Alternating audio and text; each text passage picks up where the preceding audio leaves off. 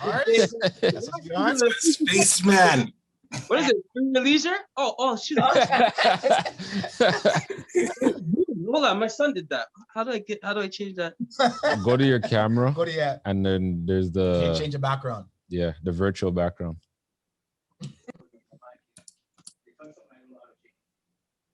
Oh, this virtual stuff. Oh, this looks weird. Oh, now I feel like old people.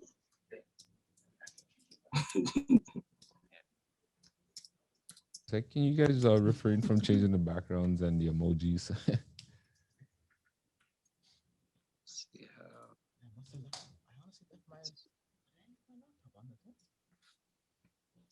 There we go. That's better. What's going on, man?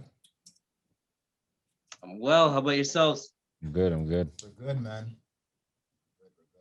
I like the setup you guys have there. Trying to thing, you know. Our director, man. Our director's behind it. Our director. Jason, can you change your name to Checks Over Strikes? So when it pops up, it doesn't show Jason Allen John. Wait, Jason's the director? Yes. It threw me off too, bro. It threw me off. Close, man. What's up, Kelsey? That's odd. I'm here, man. How about yourself? Just grinding, man. Just trying to stay focused, you know? Stay ahead of the game. All right, so this looks all right. You guys like the setup? I think I'm gonna leave it in the review instead of like switch it to the person who speaks. Yeah, this is better. Yeah, this is better. This is fine. Okay. All right. So it's recording. And, You're recording in the thing? I'm recording here. I'm recording on this. And we're good to go. So you guys can start it off. I'm in the background, guys, like Kelsey chosen. I'm a part of it, but it's just it's this is their guys' show. So I'm here, but I'm not here. So all right, I don't have an intro. Okay, I can't do like I have do your thing. No, it's gonna so it's gonna I'll cut it whatever. So you whenever you start, do your thing. I'm gonna be quiet. All right. Well, okay. All right, my peoples. Third installment or episode 3, Checks Over Strikes podcast. Checks in your name. No strikes against it. Today we got some guests. First of all, before I even go into the guests, I want to introduce my trusted partner and friend, one half of Checks Over Strikes. I go by the name Dean M. Chambers, and I am one of the co-founders of Checks Over Strikes. We also co-wrote a book called Don't Be a Waste Youth, the Financial Literacy Guide. Make sure you get your copy. Course is coming soon. And our behind the scenes director / host, he wears many different hats. I let him introduce himself. What up? It's Jason Allen John in the cut. What's up? And today we have guests. This is our first guest, actually. Yep. And we met them through a funny way. Well, not I should say funny way, but at the end of the day, we were trying to advertise our book, and I didn't know them at first, but through Dean, and we basically hosted. Well, we didn't host it, but we advertised our book on their program. And they're called Principal Evolution. And I'll let them actually introduce themselves before I get into it. But happy to have our first guest. They're very, very dope guys. Definitely, they have a strong movement going, and it's somewhere where we want to be. So go ahead, guys. I'll let Kelsey start off. All right. Well, like the chat. So, hey, welcome. Thanks for having us on your platform as well. It's great when we can kind of rub each other's hands. My name is Kelsey Ross. I'm 1/3 of Principal Evolution, and I'll let one of my partners introduce himself next. Yeah, I go by the name of Rich. Also, everybody knows me as Chosen. Another 1/3 of Principal Evolution as well. I'm excited to be here with Checks Over Strikes, and we're honored to be the first guest on this podcast because I know it's going to do good. I already foresee everything that's going to happen. So honored to be here. Appreciate the brothers and everything that they're doing. That Don't We Be a Waste You book. Fire. If you don't have it, make sure you go get your copy. Get one for yourself, your sibling. Always have it on deck. Get one for your child. Yeah, definitely. Yeah, and like I said, I think today we're gonna have some great conversations because you guys are different. And when I say different, I mean different in a unique way, because I think you guys are pillars in the community that help people understand, money, group economics, investments, all different stuff, because you guys actually host your own show as well. And that's every Monday, or is it every Tuesday? Every first Tuesday of the month. Correct. Yeah. And I'm remiss to say, sorry, as well, Craig, that our 3/3 of Principal Evolution, Mr. Kevin Hood, is a new father. So, Congratulations. Congratulations, Kevin. I know you're having those crying nights. I don't envy you. I don't. But sorry, guys. Yeah, we just wanted to say that Kevin is our 3/3 of this group as well. Okay, perfect. So gonna dive in now, because definitely we have some questions, and we just want you guys to introduce yourself and what you guys are all about and your movement. So anyone can jump in. Doesn't really matter. Yeah, Principal Evolution. Just started with a few friends, myself, Kelsey, and Kevin, having similar interests of investments, money management, wealth building, and sharing information with each other. That was the key part. And Kelsey, being who Kelsey is, always networking, always making moves.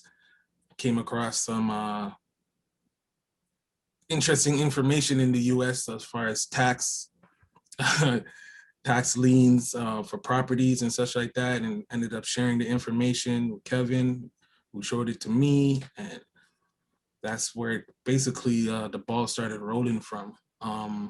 We ended up, just starting a group so we could share the information with other likewise individuals and a few friends, and just started growing from there.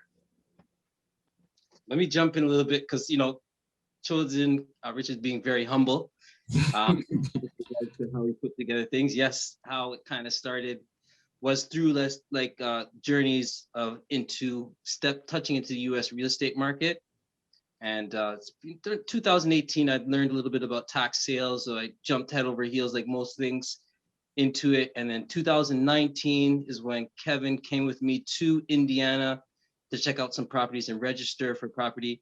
And after he came back, we started to talk more. We started talking more. I think we had a game night at Kevin's house, and that's when I first really officially met Chosen as well, Rich, and it kind of went from there. And I'll say, and maybe Chosen hasn't heard this from me directly, but it's really, I have to really give thanks to Richard and Kevin for really being the glue and mold to this group. Because what they didn't know, I was going through a lot of pressure and stress through this time. So these guys are saying, set up a group to share information and all these things. And I'm really in my head, I'm like, yeah, I love that idea, but man, I'm pressure about this, this and that. This deal is going all weird. So my real main focus wasn't to think to get to where we are now. So even right here, I'll say really and truly thanks for Kevin and Richard for really putting the glue to make this engine push forward. And what we've had so far is really organic. We've not done anything where we specifically said that, we're going to aim for this. It's just kind of, we're going this way now. You know what? Let's refine this and kind of go this direction. And it's been a good sense because it's been that organic way where we're not forcing it. We're not forcing it down people. We're also coming to people at a position and a point where people can hopefully relate to what we're trying to get across as well. And I think that's a big thing because a lot of things, as you guys know, when it comes to money, people are uncomfortable.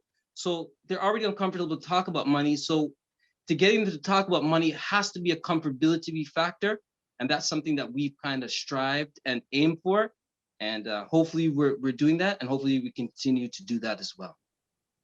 Yeah, because honestly, what I love about your group is, and again, the platform that you guys have, you're able to ask questions if you don't know something, or if you need something, what I mean. I just go in the group. Hey guys, I'm looking for a real estate agent, and everyone's like, you know what? You can check this guy out, check that guy out. You know what I mean?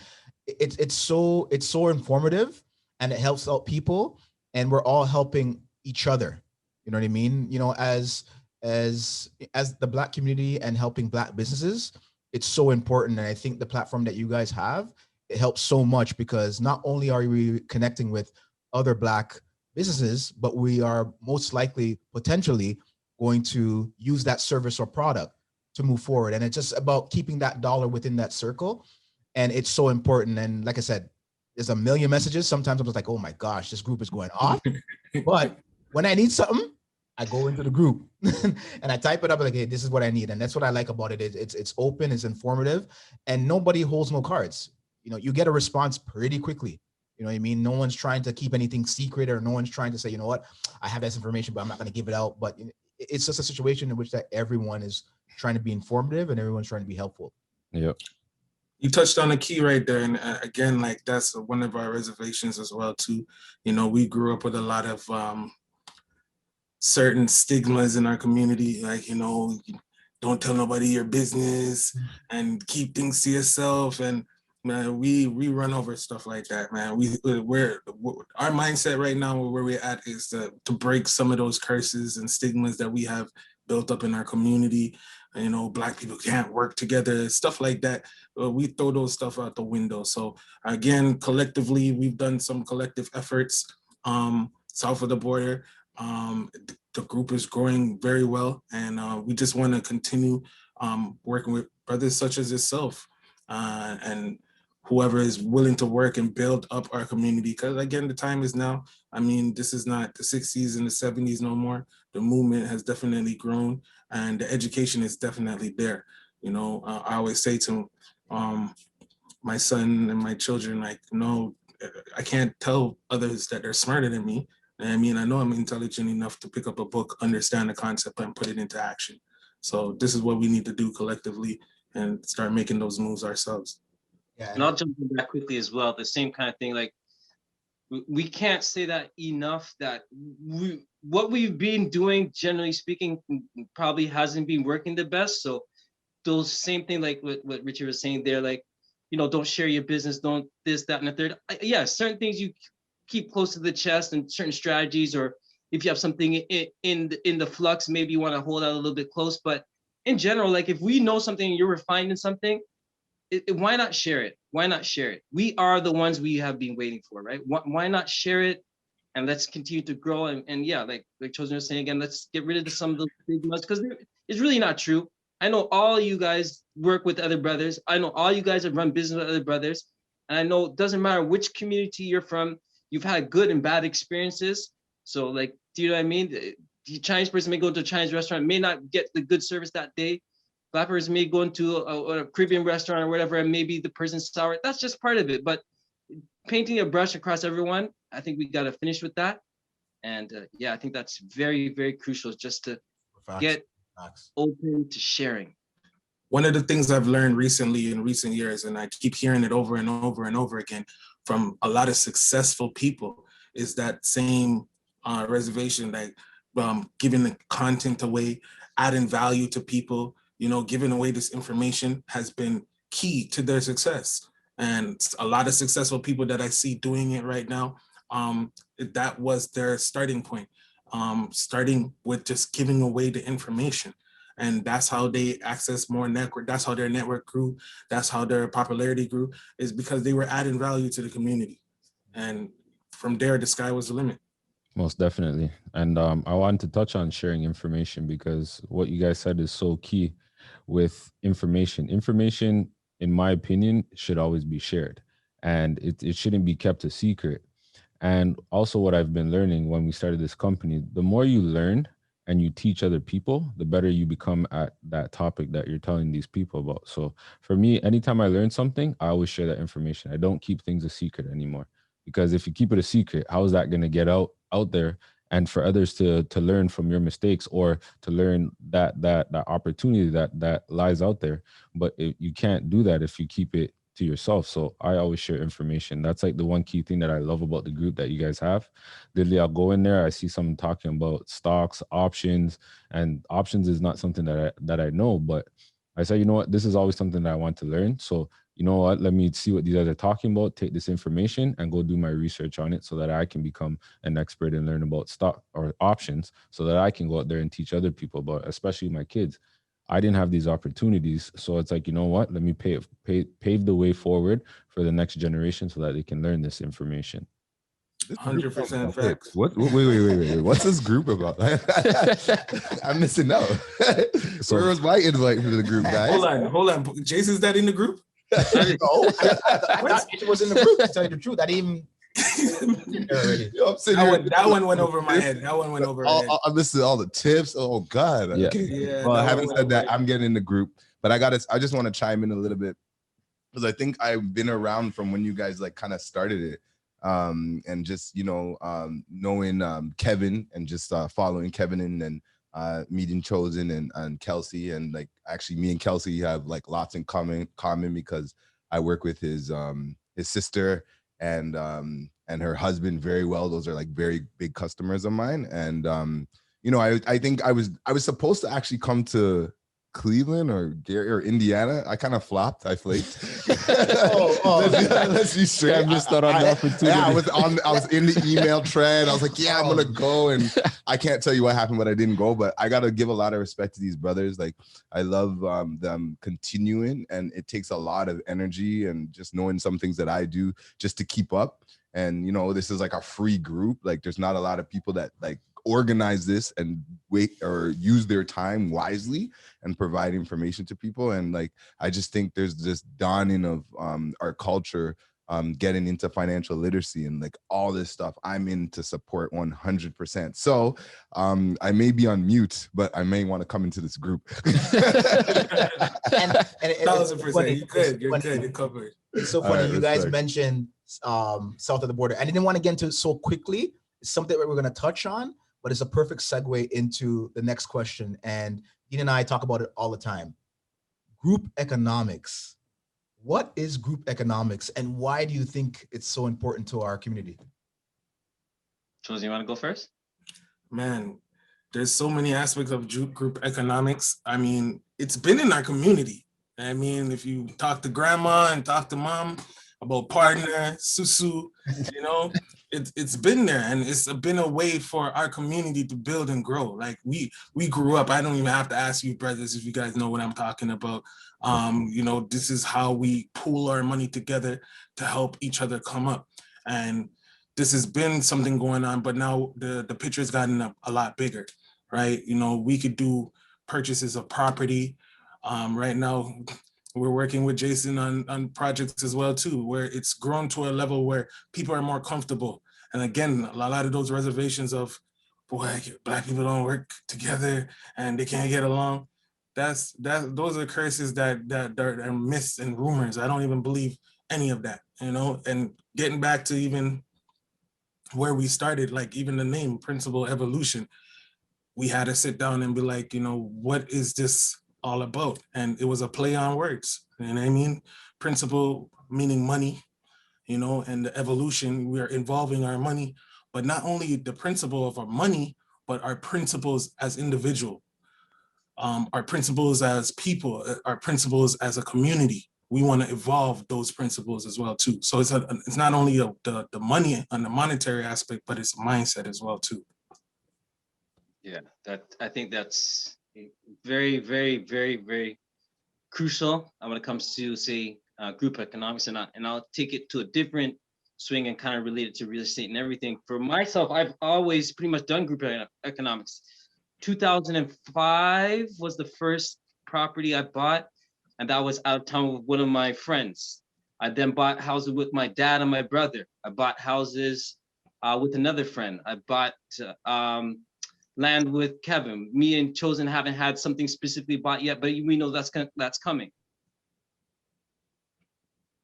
You just went on mute. Group economics, it just allows you to stretch your money and put your money further into other different hats as well. Do you know what I mean? Because if you do everything by yourself, all your stuff is just going to be probably in one or two hats. Now, if you're doing something with 4, 5, 6 people or 2 or 3 people or whatever, you just have the ability to put yourself into 6 different hats now. And I think it's just easier to put yourself in the right situation when you have the right partners and the right group, right mindset of where you're looking to go as well. So group economics, I think, is something that is crucial. and especially those in the Greater Toronto area that's talking about purchasing, buying, and things of this nature, it's getting pretty tough for an individual to start off to take everything out of pocket to get going. So I think people were looking to buy in the Greater Toronto area, for example, even group economics is something that is going to be crucial, because pooling your money together to be able to get to where you want to go, it's just becoming more and more crucial. I think another major key is the fact that we're not all on the same level. You know what I mean? Somebody might have $100 grand in the bank. I might have a little $6,000 saved, you know, but my little $6 grand, I could chime in $1,000. This person might be able to put 10,000, and based on my, contribution, I can get back based on my contribution. So I don't have to have $1 million to say I'm going to invest into something. And group economics presents an opportunity for us to pool together what we do have and put those resources together to do something big, that otherwise we may not be able to do it individually. And you know what else some of the group economics can do as well? It could take off some of the fear, because, some people getting into certain situations, even myself, there may be a little bit of fear, apprehension, but when you're doing it with someone else, and that other person is going to be maybe sharing some of that burden or sharing some of the win, it just, it maybe lightens the weight, but then opposed to when you're doing it by yourself, that this started to go wrong, and it's all coming down on yourself. You explain to somebody else, they really can't really grasp it too much. But when you're in a group situation, okay, group, we got to talk about this. This is where we can going. This is what's going wrong. But it allows for more conversations and just strength, right? And just, what's that Jay-Z line? If we all build each other up, we're all each other's crutches, nobody falls down. No, it's not verbatim, obviously, but you guys understand. Yeah, and that's one of the biggest misconceptions, as Rich talked about. A lot of people think that they need a lot of money to do something with somebody. And again, it boils down to, like you said, Rich, you may have $1,000, $2,000, but if you kind of understand, okay, this is my contribution and this is what I'm going to possibly get back from this $2 grand, then at the end of the day, if you have 2,000, you're not so apprehensive, you're not so scared, because you know that, I can do away with that 2,000, because you know what I mean? I have 6,000 overall. I'm giving 2,000. I'm giving what I can afford, and I'm going there. So a lot of people just think that you have to have, or boy, I don't really have 30 grand, but you don't need 30 grand, or why I don't have that in the bank, or you know what, I'm waiting on my draw. Let me wait for my draw from my partner. So it's just a situation in which that, we want to get into people's heads that you don't necessarily have to have $1 million or 30 or 40 or 50, have what you have what you afford, and then can afford, and then, based on your contribution. Yeah, 1,000%.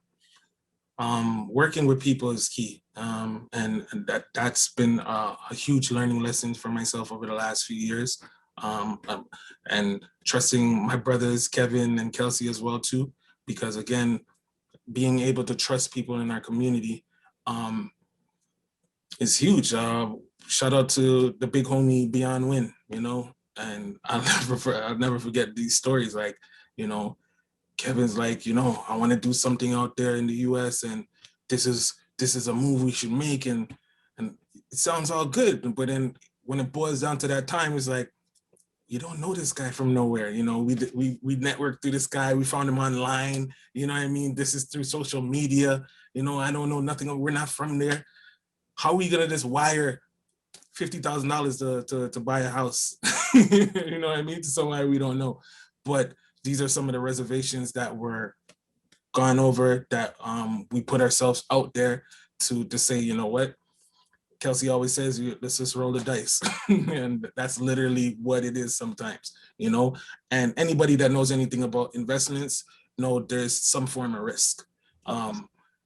We like to talk about stocks, so when people are like, oh, it's risky, but buying a home is also a risk too. You don't know where the economy is going to go. There's risk in everything. Anything you're putting your money in, there's a risk. So that's just what it is. Dean and I were having that same conversation about risk, and saying that at the end of the day, I can't guarantee you something.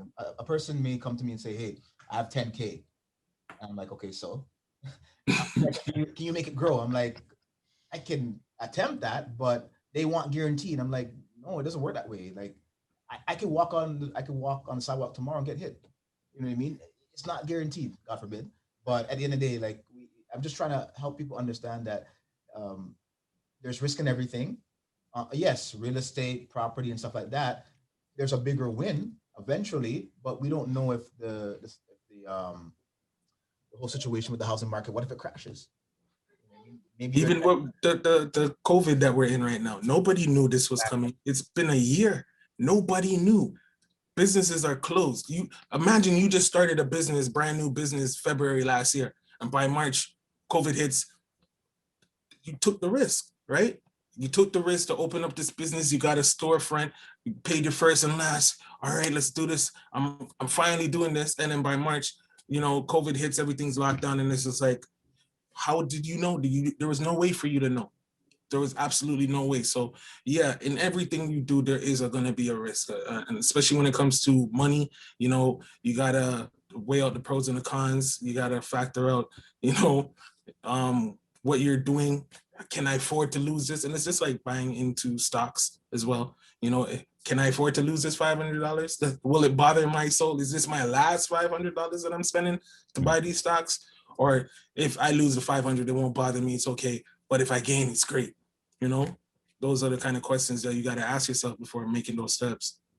And to tie it into like the group economics thing, like I can't remember where I heard it, but they said, it's better to try and convince the crowd than the individual, because once you convince the crowd and everyone's kind of going, and that individual's gonna be like, dang, the whole crowd's going over there. Because that's even happening with some of my friends. Like you guys don't even know about that. It's in this chat and all this thing. Like all these things that we're doing now and talking about, I've been talking and really battering my friends since 2005. Since 2005. But now others, like, they see like the whole movement, like, holy smokes, like really and truly, I should have been on this. Kelsey, I hear what you're saying. I now really seeing what you've been saying all this time. So it's group economics can help change the mindset of a bunch of us, right? And just normalize this thing of working together and actually coming out and doing some stuff. And like I said, not being just the Lone Ranger. And to jump onto what Chosen was saying there, those who are going through a little tough time business-wise now, maybe if you're in a group situation and you've bought that restaurant with 10 people, that's definitely a headache. But to say if something's happening now, then it's falling on the 10, it's just not falling on the 1, right? So that's kind of to tie into the a little bit better. It's Black History Month, so we talk about how much we've done in the community, but this is nothing new. Marcus Garvey been said these things, and he's around from the 1800s. You know what I mean? Black Star Line, how was he affording to buy shipping, like cargo ships, by the economics in art? Like imagine that buying power. And we always talk about and we always hear about the buying power of our community, but just imagine, just $1 from everybody. We throw away $1 on nothing. So okay, we're gonna do a whole community building. It's $3 million. There's 3 million Black people. Yeah, everybody give $1. Right. It doesn't take much if we have the mindset. And again, I don't know over time how our mindset is shifted, because I feel like we were more unified at that time, to make those steps further to grow our community. But again, we're in the position again now. It's growing. I definitely see the change and shifts in mindset of our community over the years. So again, let's keep pushing it. And it's funny, again, another perfect segue, because this is something I miss, and it's something that I see you guys on your post, and you guys talked about Gary, Indiana, going to the States, and I was like, why didn't I know you guys 2 years ago? Because I felt that I was definitely ready and I could have jumped on that boat, but you guys are already doing it and been doing it.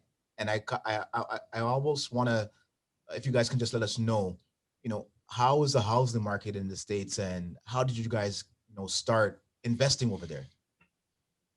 I'll jump in first. So I'll take it back to the beginning, trying to do a Coles Notes style. So 2017, I was doing a big rehab with a ex-partner, which really went awry, right? And that really propelled me to say, dang, I got all this money tied up in this bad deal. That's all going sour.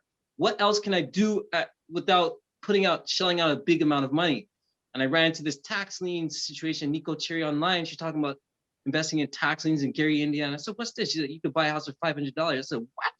Let me open my, let me pay really up what's going on here. 500? You said 500? So yep, $500. So I started to tap into that.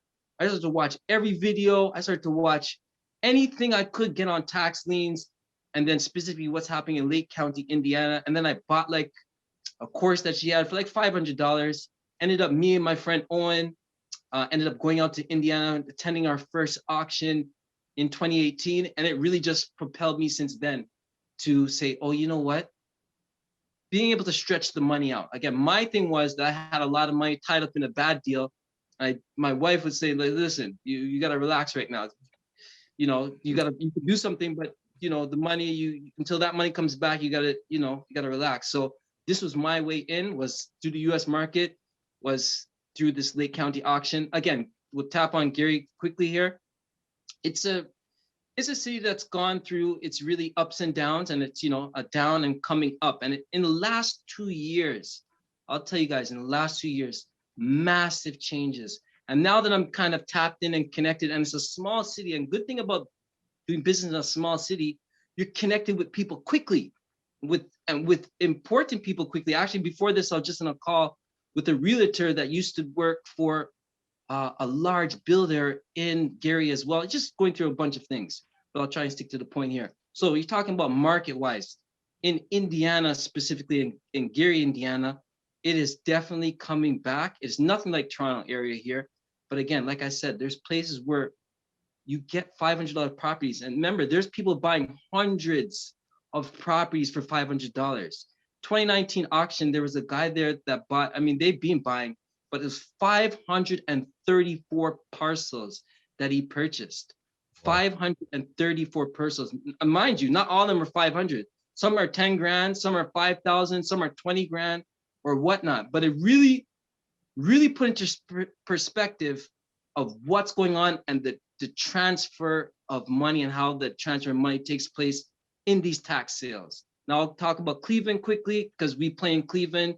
I know Chosen and Puff have properties as well, and I had one there that I recently sold. Market-wise, Cleveland turnover time, there's faster things taking place with regards to the retail market, like regular home buyers, and as well investors. A ton of investors are going to Cleveland because the low prices and as well the return on investment wise that you can get there. But yeah, there's two different markets that we've kind of played in right now, is in the Gary market and Cleveland market, and really for two different reasons. Gary, to get us in, because really there's bigger things happening there. We get in at a smaller price, but bigger things, and we can be connected to bigger people quickly. Cleveland for the turnover of money, and as well just the investor feel that's taking place in Cleveland. But Chosen, maybe you can add on. You touched on just about everything. The price points, who can't do $500 for a property? I wish that was Toronto, right? But even with Cleveland, one of the main things was it's so close. You can leave early in the morning, 4.5 hour drive, and you come back the same night. You don't have to get on a flight or anywhere. You could go in and check in on your stuff and come back the same day to Toronto.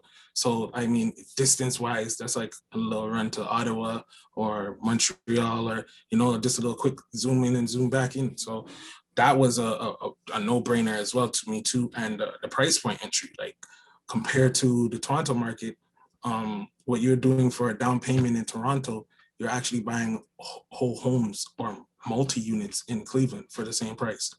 So, and when we always say crunch the numbers. Numbers don't lie. Everybody knows that quote, right? Once you crunch the numbers and you look at the cash flow that you're getting even after expenses, it just doesn't make sense. You know what I mean? It's like, okay, that side looks a lot more lucrative than on this side. And yeah, there's tons of markets and opportunities. There's things that we still haven't got into. You have the mobile home business. There's so many avenues and plays that you can do, and it's an open market. It's a very open market. We've literally put ourselves out there, giving us the headaches, the stress, the gray hairs, trying to figure out everything going through from funding to documentations to getting credit to like the amount of things that we've done just to open up the doors and giving out the information for free. Like it cost us. Like during COVID, Kelsey was away for how many weeks? 5 weeks. 5 weeks on the ground, boots in the dirt, getting a home done to flip, and he got it, ended up sold. And all the information and getting certain things done and connects to people, we're giving that information for free. He had to fly out there. He was out there sleeping in a hotel, eating motel food. I see this guy with his little noodles in the cup, and I'm like, man, this guy's good. You know what I mean? No home cooked meals, sleeping in the bed by himself. He could have been, you know, hugged up with his wifey at home, but he was strapped up the boots, got it done. And all the lessons that we were learning over this time, you know, we came back and we give the information for free and let people know, hey, this is what you can do. This is the options you can take, and this is how you can get it done. And this is a discussion that I would love to sit and talk about the whole day, because I'm so intrigued by it. And like I said, when you guys posted it and talk about Gary Indiana, I was like, yo, I want to go, take me there. You guys kind of walk us through just maybe the process of maybe purchasing a tax lien, maybe something quick and short, maybe just to teach us kind of how the process is. Sure, I'll run through it really quick. So in Lake County, so every county in America has tax sales.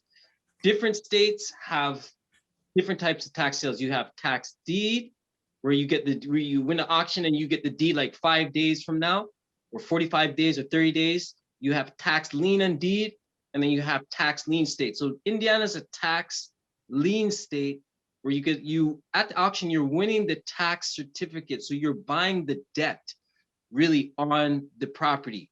And then from that debt, you can, in Indiana, and that county is 10%. So you can buy someone's debt, the tax owing on a property. And if they pay it up, they have to pay you 10% plus your lawyer fee or whatever. But most of us there, for us, we're looking to get the deed.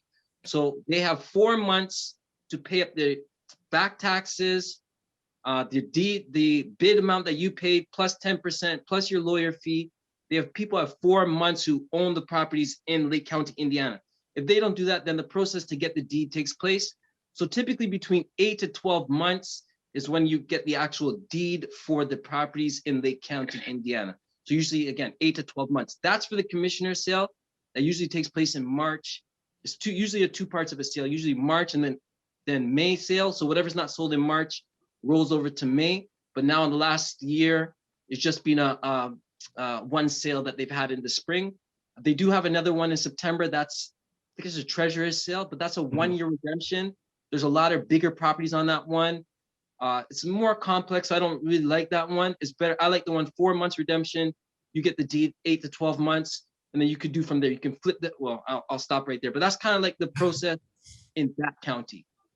In Indiana it's well, for most people that don't know, Gary, Indiana is about half an hour, 40-minute drive away from Chicago. A lot of people have been moving that area because it's out the city and trying to avoid some of the violence that was plaguing Chicago as well too.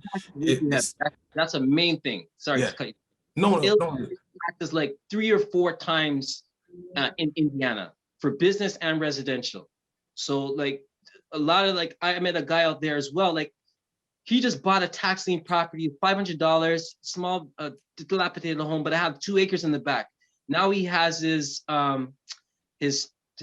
demolition business there. He has like 4 or 5 trucks, and he's registered his business there. And he's like, yo, my taxes are like way less here. So again, that's kind of tap onto it. Sorry, children.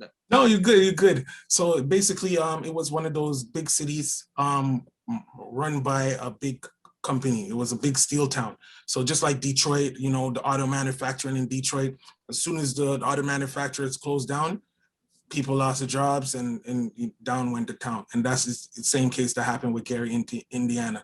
Big steel company closed down where basically the majority of the town worked, and they dispersed from there. They're revitalizing the whole city now. It's become a hot spot, a hub for distribution for like Amazon and Walmart, because they have access to rail, trucking, the industries, those industries, major distribution industries. So they're revitalizing the whole city. So the reason why the tax liens are so big now is because a lot of people who own the properties for years just let and they never paid the back taxes. And as we know economically, in order for the city to grow and function, they need to collect these taxes to pay for infrastructure, pay for roads, pay for schools, get all these things done. So if they're not collecting the taxes, where's the money coming from? So what happens now, what they've been doing is all those properties that people have been owing taxes on for years and years, they've been auctioning them. And again, that was the entry point. You can come and buy the property, bid on the property, they can pay it up and keep it and pay you a fee, or you get the property and you pay the taxes going forward. So they're trying to get the tax base. The crucial thing is the tax base. That's crucial. And this needs to be a course, guys. Wink, wink, nudge, nudge. I'm just saying. I can sit here all day and learn about this because it's something that I want to get into, and hence, why I reach out to you guys. Why I hit you guys up with the gold medal emoji when you guys went out there. It's just something that needs to be done. And how can people know a little bit more about you? Where can people find you? So you can find us on Instagram, Principle_Evolution, I believe it is. We do have a Facebook group as well, Principle Evolution. That again, we're trying to bolster that a little bit more. We do have like a WhatsApp group as well. And we're looking to slowly transition, move to a different app where we can compartmentalize information and so forth. So that's something that's supposed to be coming soon. But yeah, you can find us on the YouTube streets as well, Principle Evolution. And that's, you can definitely find us around. Just search. Yeah, man.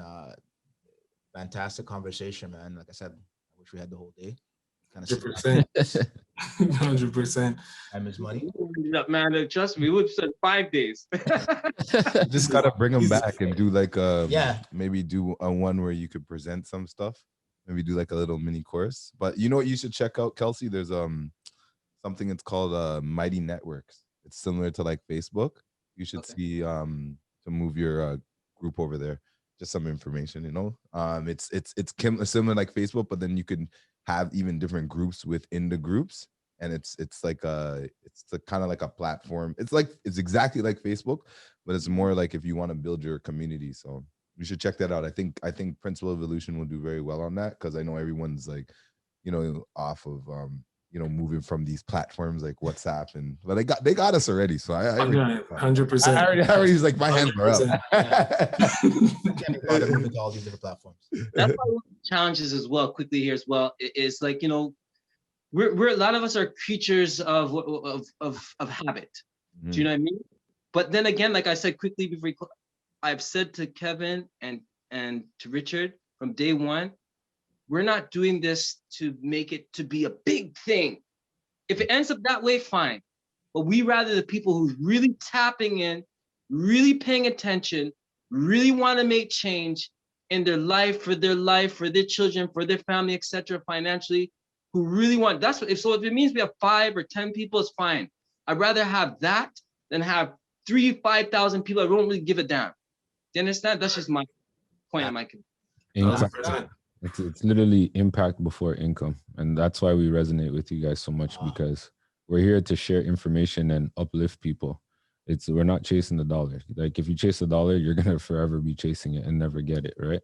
100%. Income, impact before income. Love what you guys are doing, man. Keep it up. I was on the podcast too.